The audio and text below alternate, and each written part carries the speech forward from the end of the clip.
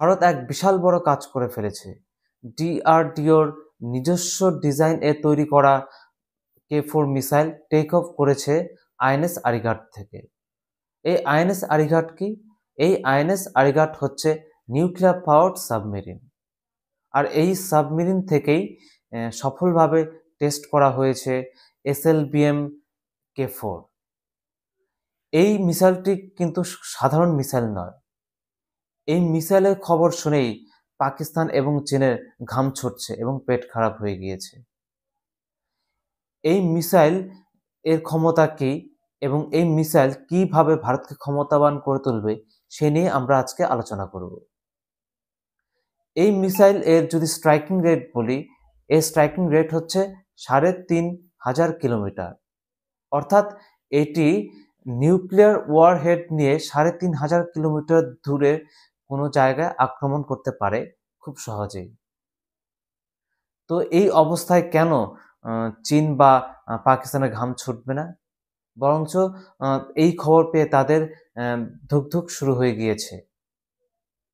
তো এই অস্ত্রটি দুরকমভাবে ভারতকে সাহায্য করবে। এই ক্ষেত্রে আমাদের দুটো বিষয় সম্পর্কে জানতে হবে।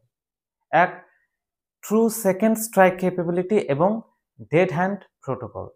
এই দুটো বিষয়ের উপর জানতে গিয়ে আমরা বুঝতে পারবো এই মিসাইলের কার্যকারিতা এবং এই মিসাইল কিভাবে ভারতকে একটি শক্তিশালী রাষ্ট্ররূপে পরিণত করেছে অলরেডি এবং করবে, সেটা আমরা বুঝতে পারবো।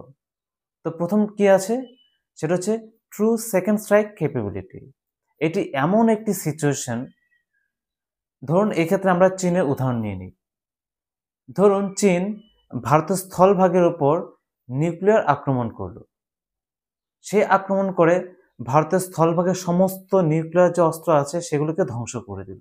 তো এই মুহূর্তে ভারতের কাছে কিন্তু আর স্থলভাগে কোনো নিউক্লিয়ার অস্ত্র রইল না চীনকে পাল্টা আক্রমণ করার জন্য। তো সেই পরিস্থিতিতে আমাদের এই কে-4 মিসাইল কাজে লাগবে।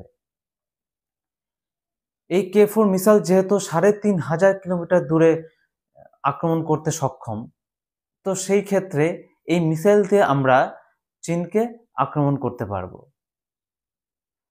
তো এক্ষেত্রে আমাদের সেই স্থলভাগে কোনো নিউক্লিয়ার উইপনের দরকার পড়বে না। তো এক্ষেত্রে চীন যদি ভারতের স্থলভাগকে ধ্বংসও করে দেয় কিংবা সমস্ত অস্ত্র নষ্টও করে দেয়, তবুও চীন বাঁচতে পারবে না। কেন? আমাদের কাছে কে-4 রয়েছে।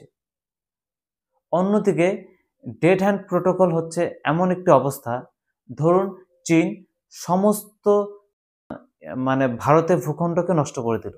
সেক্ষেত্রে ভারতে হুকুম দেওয়ার মতো আর কেউ রইল না যে এদিকে সাবমেরিনে জানিয়ে দিল যে এখানে আর কোনো অস্ত্র নেই, আমরা কেউ নেই, এবার তোমরা চীনকে আক্রমণ করো। তো সেই পরিস্থিতিতে এই সিস্টেমে একটা প্রোগ্রাম করে রাখা যায় যে যদি হুকুম দেওয়ার মতো কেউ না থাকে, তাহলে সেই পরিস্থিতি অর্থাৎ সেই ক্রিটিক্যাল সিনারিও যদি এই প্রোগ্রামের মাধ্যমে কম্পিউটার বুঝতে পারে, তো সেই জিনিসটা ব্যাপারটা বোঝার পরে কম্পিউটার ট্র্যাক করবে যে কোথা থেকে আক্রমণটা হয়েছে। তারপরে সেটি ট্র্যাক করার পরে কম্পিউটার নিজে নিজেই তার এই কে-4 মিসাইলগুলিকে লঞ্চ করে দেবে। তো এক্ষেত্রেও এই ডেড হ্যান্ড প্রোটোকলের ব্যাপারেও চীন যদি সমস্ত ভারতবর্ষ ধ্বংস করে দেয়, তারপরেও চীন বাঁচতে পারবে না। তো দুই দিক থেকে এই মিসাইল ভারতকে একটি শক্তিশালী রাষ্ট্ররূপে পরিণত করেছে। তো এবার বুঝতে পারছেন যে কেন চীন এবং পাকিস্তানের এই বেহাল অবস্থা, যে যখন শুনেছে যে ভারতের এই কে-4 মিসাইল টেস্ট সাকসেসফুল হয়েছে। তো আশা করছি আপনাদের সবার ভালো লেগেছে এবং আপনারা সবাই বিষয়টি বুঝতে পেরেছেন। তো যদি ভিডিওটি ভালো লাগে তাহলে লাইক, শেয়ার, কমেন্ট করবে এবং আমার ফেসবুক আইডিটি ফলো করে আমার সঙ্গে থাকবে।